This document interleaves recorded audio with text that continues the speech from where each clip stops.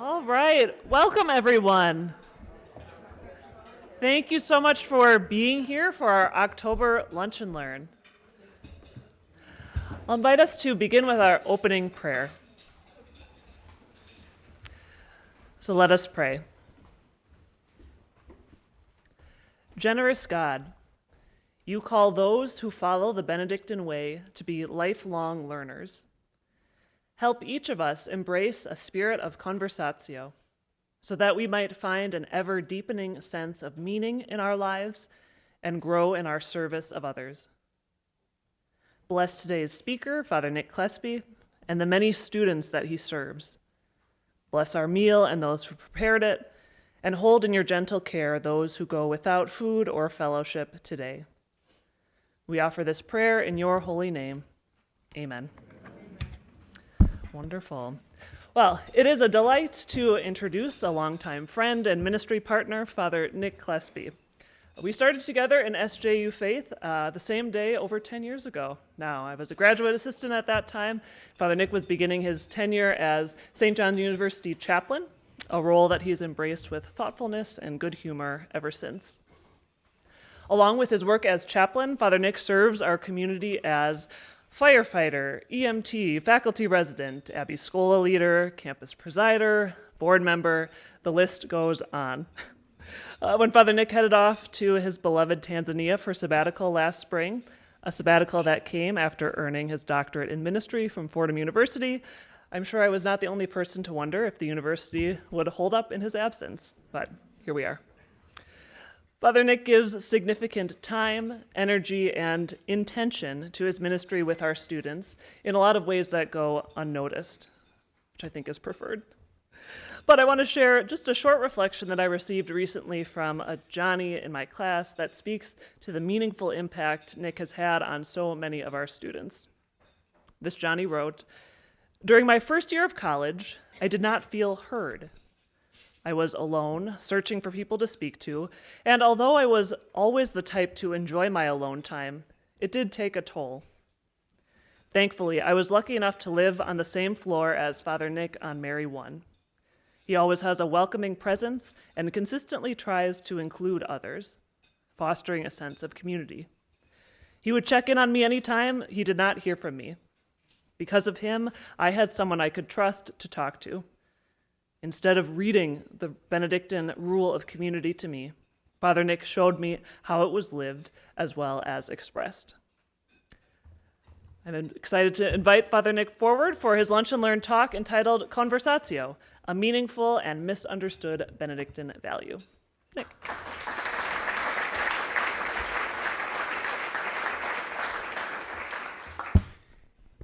Thank you, Jesse, for a very kind introduction. I think I remember that student quite well. He still visits regularly. In full disclosure, you're getting a little bit of a reheat from a presentation I gave at the Association for Benedictine Colleges and Universities on Conversatio, as I really do believe this is core to our understanding of who we are as Benedictines. Some of you might know, but we as Benedictines make 3 vows. Stability, so we're here for life, obedience, and conversatio morum. However, often I think at St. John's and St. Ben's, when we think about Benedictines and Benedictine values, we think of the lists of values that we find posted around campus. The problem is, our life isn't a buffet of values. I like stability, you like stewardship, they're very good at community, and you pick and choose what you want. But rather, being Benedictine is a complete way of life. So let me start with a challenge. Logan, in this photo, who married the girl 2 to his right, or 1 to his right after Chris, last weekend at Notre Dame. Logan was a Johnny Senior theology student, campus leader, student campus minister, and his senior thesis was to ask what the Benedictine values mean to other students in their lives. He felt the following. Too often he was greeted with the assessment that being Benedictine basically meant to be a good person. Logan himself knew deeply the depth of the Benedictine experience, And this statement that he heard from his classmates lacked the depth and the heart he had expected to hear from other students. Was being a good person enough? Does it really encapsulate who we are as Benedictines or as a Benedictine community? Now, during my doctorate of ministry studies, which it was a big pill to swallow going to a Jesuit university and trusting in a reheated version of Benedictinism known as Jesuit spirituality. Some of you might be Jesuit educated as well. They were very good at communicating their core values and who they are as Jesuits. Every one of my classmates was able to articulate an appreciation for the spiritual exercises, understood that discernment was a lifelong process, and were able to put into practice the see, judge, act method of discernment. They also can all say and believe and do what I think is really one of their core mottos: men and women for others. These folks had a great ability to articulate what it meant to be Jesuit. To say just a bit more about Jesuit education, and hopefully it sounds familiar. Jesuit education draws on the wisdom of the spiritual exercises. Now, if you're not familiar with them, it's kind of this leaning into consolation and desolation, using imagery to see where God might be calling you, to encourage students to look closely at the world around them, discern and learn in creative ways, and then apply themselves to these gifts that God had given them for the building up of society. Jesuit education invites a worldview that challenges students to discover their place within the community and offer them the time and the space to do the work of discernment, the daily practice of seeing how God is offering greater clarity, light, and consolation in face of the challenges of the world. It seems to me through their very curriculum and the way they communicate a way of living in the world, it is inspired by their tradition. So I hope you're thinking what I'm thinking. This sounds a lot like what we do here at St. John's and St. Ben's. We too hope our students are transformed by their education, by their belief in a value system, and have a long-lasting impact on the way they choose to live their lives. To me, it's not enough to settle for, we educate good people. We have Conversatio. So, understanding the misunderstood. Conversatio morum is likely an unfamiliar term to many outside of the Benedictine world. It's also probably the least talked about vow that we Benedictines make because it's a little bit complex. But let me assure you, we can do complex thinking. We're smart people as Benedictines. The phrase comes from the chapter in the Rule on the procedure for receiving new monks. St. Benedict writes, "When he is to be received, he comes before the whole community in the oratory and promises stability, conversatio morum, fidelity to monastic life, if you want a direct translation, at its maybe best, and obedience." Conversatio in the Rule of St. Benedict indicates the progressive nature of monastic profession. If you think I'm the same person today that I was when I joined the community 15 years ago, you'd be mistaken. And I myself would be a pretty pathetic monk. It is a continual effort to seek God truly and to grow into the likeness of Christ. Practically speaking, this means that monks and sisters give themselves to the long-established practices of the monastic experience. Communal prayer, lectio divina, silence, leisure, study, work, and living in community. All things we also invite our students and coworkers to do themselves. Conversatio morum, then, can be also viewed as a way of committing one's life to a continual change that leads one closer to God. One definition is the following. Conversatio morum is a vow to a continual change of heart, a daily reshaping of mind and heart according to God's plan for us. Every day. It is turning over new soil, hoping that God continues to plant new seeds, nurture in new ways, and call forth new gifts. More broadly, it's a commitment to a lifelong transformation, a daily reshaping of the mind and heart according to God's plan. This challenges all of us to discern where the Spirit is leading us, fostering a deep attentiveness to God's call. Crucially, Conversatio Morum isn't just for vowed Benedictines. It applies to all of us involved in Benedictine universities and communities. And indeed, I'd also say it's something that all seekers of faith themselves give themselves to. It's about wholeheartedly committing to God's work and presence in any community, striving for personal transformation that draws one closer to God and to the world around us. For us who work in Benedictine higher education, Conversatio Morum should be the foundational principle for how our values are communicated. It promotes a holistic approach. You can't just do it Monday mornings from 9 to 10. It fosters intellectual and personal breakthroughs. It's cultivating transformative habits and nurturing deep learning and generosity. This commitment invites students to consider all aspects of their lives as they discern their future and experience a daily conversion of heart, ultimately preparing them to serve the world most effectively. So, how do we do Conversatio practically? We can boldly claim that Conversatio is a process, a way of being Benedictine. If Jesuits can see, judge, and act, I propose that our promise to our students and to each other is that we can be attentive, be reflective, and be loving. A uniquely Benedictine way of communicating the Benedictine experience, of putting Conversatio into practice. At the heart of Conversatio is an openness to paying attention to the world around you. Conscious learning begins by choosing to pay attention to our experience of our own inner lives and the people and world around us.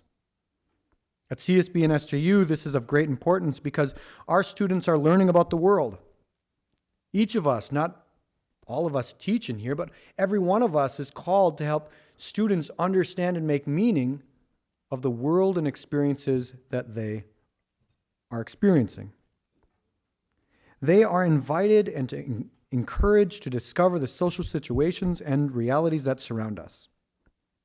An awareness of God's presence in all things invites students, faculty, and staff alike to open ourselves to the sacred that surrounds us, to have a sacramental worldview. God is present in all things. It's also a challenge to view the world in a way that questions where God is when evil, discrimination, or injustice are present. Sacramental attentiveness draws us beyond our areas of comfort and calm, and this may inspire some students to study a new or challenging academic field. It might cause some of us to look around our institutions and say, maybe I'm now being called to work in this department because it's a new way for me to offer my gifts or a new challenge for me to experience in this Benedictine place. It's an invitation to enter into relationships with different and diverse peoples who can lead us into experiences where God is eager to shine forth in new ways. We are called to be attentive, to be reflective. St. Benedict begins his prologue of his rule by calling monastics to listen with the ear of your heart. Heeding his deceptively simple command is largely the way we continually give ourselves to the daily practice of Conversatio Morum. For Benedict, listening with the ear of our heart is the way we reflect on the world around us. It's not enough just to see it or be told about it, but to take it to heart. Such reflective listening cannot solely be a practice of the mind, but rather it involves our entire being, mind, body, and spirit. This type of listening shows us that the vow of Conversatio Morum involves a continual reshaping of the mind and our heart. Reflection is not only the way we discover and compose the meaning of our experience, it's also an opportunity to be creative, to think differently, to expand on what we know or what we have seen. Every student, every teacher, and every staff member, all of us, I would suggest, have areas for growth. Reflection helps us to reconsider our values, to be open to where God might be calling us, to be listening and attentive to where others God has brought into our lives might be calling us. Inward reflection identifies gifts and point towards confronting prejudices, fears, and shortcomings that prevent us from becoming the people God wants us to be. To be reflective is to consciously allow ourselves to be part of the process of God's work in the world, to understand our experiences better and discover their meanings. Finally, to be loving, maybe the most exciting part of our Benedictine way of living, Conversatio. To be loving within the Benedictine context is to be attentive to the common good of all. Conversatio morum is the impulse at work when Benedict writes, "No one is to pursue what he judges best for himself, but instead what he judges better for someone else." This type of love for others is a reordering of the social order. Now, most American college students, and probably most of us, are used to and familiar to a me-first mentality that puts individual needs above and before the needs of other individuals or communities. Benedict, like Christ, flips the script and expectations by his insistence that the Benedictine project involves putting others first and acting out of love on the behalf of others. I suggest that St. John's and St. Ben's are leaders in empowering our students and employees to act for justice.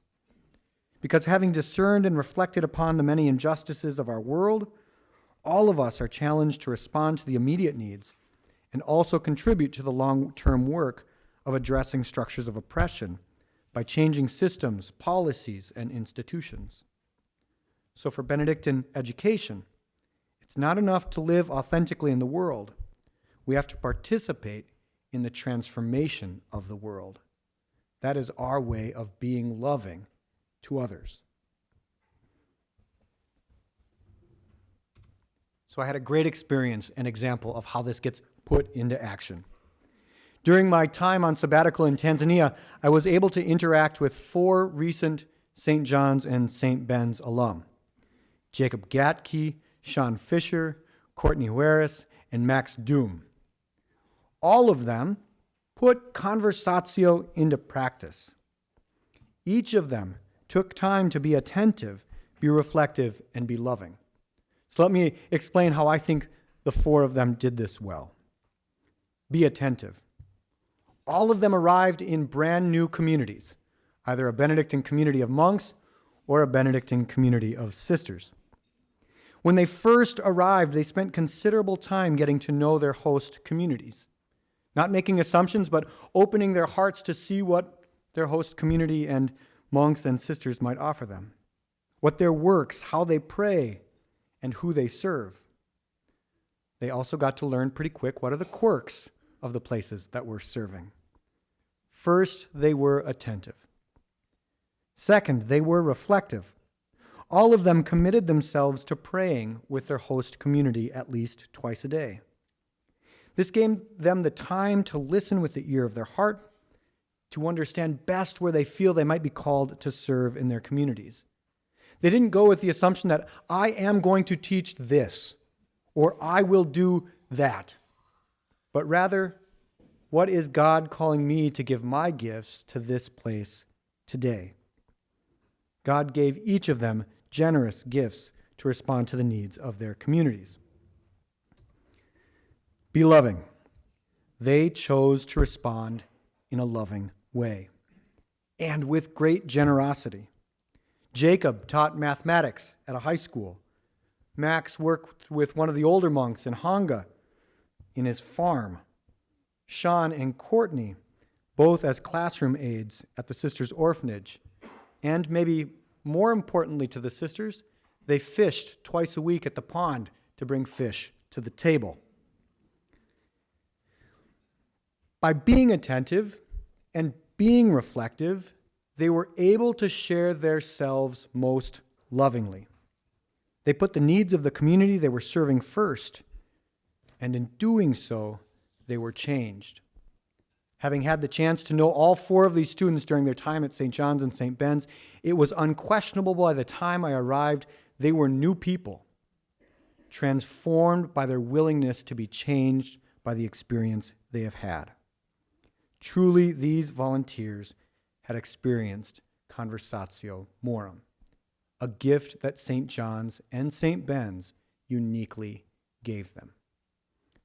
So that's our call, to put Conversatio Morum, a misunderstood value, into action, to do it in our communities, and to do this with each other. So Jess, we might have a little time for questions. Maybe I went too long. And I'm just going to throw up here, you don't have to talk about it, but maybe some questions to take home with you and think about today.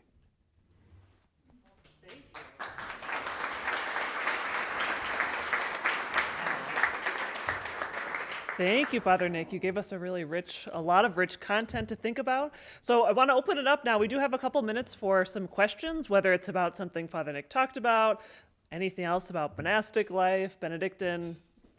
Floor's open. So what are some questions folks might have? Chris. Thanks so much, Nick. Can you say, how do members of the monastic community support each other in, what if somebody in the community is lagging in this, this ongoing growth to Conversatio Morum? How do Benedictines in the monastery support each other to make sure that this value is always an aspect of ongoing growth? The Benedictines in the room might cringe a little bit, because I think the idea and concept of fraternal correction usually feels like it could be threatening or imposed or a judgment on your way of being. But fraternal correction at its best is out of love when we challenge another person to be their best self, to be open to something new. When you can see that a friend or a confrere or a student is stuck, fraternal correction is the thing that I think challenges you to say, and have the courage to say, how can we unstuck you? How can you be alive with what you're being called to do? And at our best, when we've paid attention, maybe put in the time to have some relationship equity to be able to make the challenge, then you have the ability to cash in the chips and say, I think you're stuck, or you can do this better, or you could be more open, more loving to do actually what you're being called to do. So if you have felt stuck, or you've seen someone else that is stuck, do you have any suggestions for practices or helping somebody else or helping yourself get unstuck? Yeah, I would say, at least in our life, a commitment to the schedule. Now, I like to think of prayer in the morning and at noon and meal times together as family time. So most of you have families. And when I feel stuck, I say I'm going to give more to family time. It doesn't help me to skip morning prayer. It doesn't help me to skip supper because I don't want to be there across from these people who are going to challenge me every day. But rather, committing myself to family time helps me get unstuck, helps me recommit to the life. Thanks. Welcome.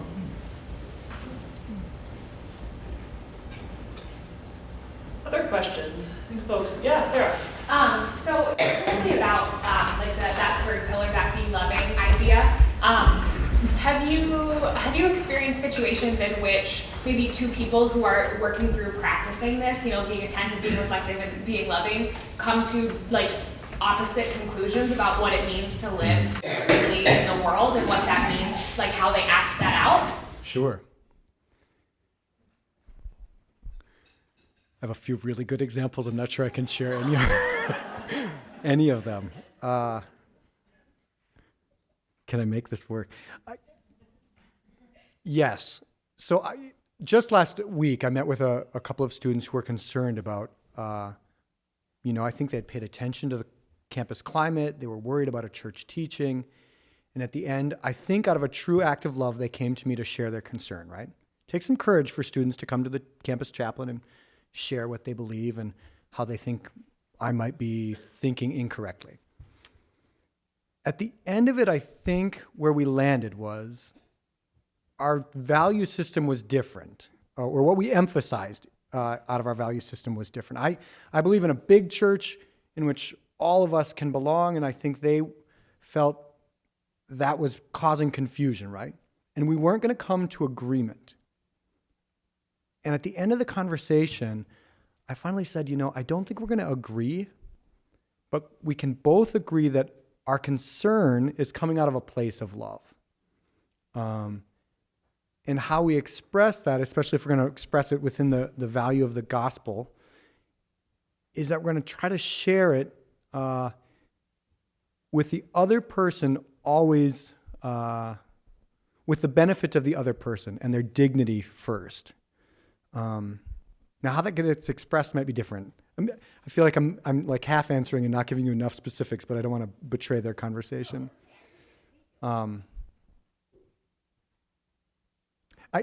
The other thing would be, and I'm sure you have examples of this in your own life and own work experience as well. Sometimes two different conclusions is a really good thing. To hear somebody else say, well, I see it this way, might challenge me to think bigger about what I've decided or what I believe. And it might help me, not that I'm going to come to their understanding, but it might challenge my understanding enough that it's a new and changed understanding, which I think would be part of the process of Conversatio, is willing to say, I haven't landed, but I'm open to where a deeper understanding might lie. I think we have time for one more question, if anyone has a question or comment, insight.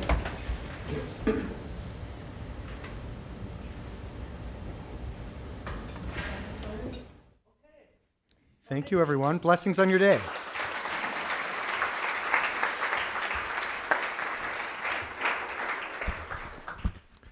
Thank you so much, Father Nick. I'm Roger Narlock. I'm director of the Benedictine Institute, and thank you all for coming today. And I just have a few announcements before you go.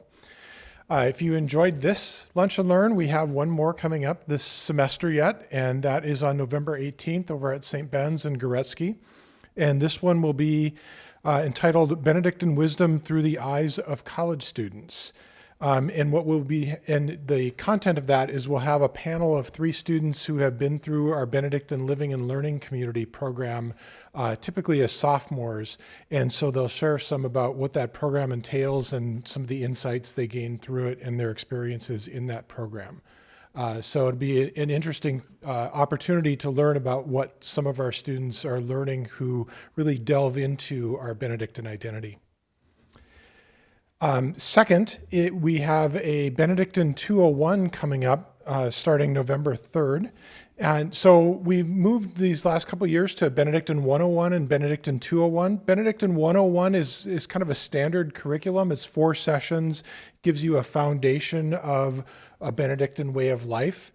And then after you've taken that, you are welcome to sign up for a Benedictine 201, which is more of you can think of as special topics, so they change all the time. But we just want people, when they do a 201, to have some sort of fairly solid understanding of a Benedictine way of life before they do a 201. So if you haven't done a 101, you are still welcome to sign up for the 201, especially if you've done our Benedictine education program or just feel like you have a good understanding of our Benedictine way. The one coming up starting November 3rd is a 3-session program called When Life Gets Hard, Monastic Wisdom for Weathering Life's Difficulties. And this will consist of, again, 3 consecutive Mondays from 11:30 to 1, and there will be a lunch provided at each one. And at each session, there will be a panel of either monks from here or sisters from St. Ben's who will talk about questions such as, how do we do community when community gets hard? Or how do we respect others when it's difficult to do so? And how do we maintain a sense of hope and joy despite all of that? So it will be very conversational. It's a small group of individuals. So you'll hear their wisdom on that, and feel free to bring your own questions to that as well. So again, that's November 3rd, 10th, and 17th. Those are Mondays. And we do expect that if you sign up for that program, that you attend all 3 of those sessions. So please do, there's room. And they are happening both at St. Ben's on those Mondays at that time and at St. John's. So we have it going on both campuses simultaneously. And finally, the last announcement is our next 2 building communities I want to highlight. Our next one is this Friday, and that's from 9 to 10:45, agenda-free, just an opportunity to come and partake in some free coffee and pastries and get to know other people at this institution. This Friday, it will be at St. Ben's in the Teresa Reception Center in the main building. And then next Friday, will be at the St. John's Learning Commons, room 378. And next Friday, by the way, is Halloween. And so costumes are optional and even encouraged. We might even give you 2 entries into the door prize drawing if you come in costume. So I hope to see you all soon. Thank you.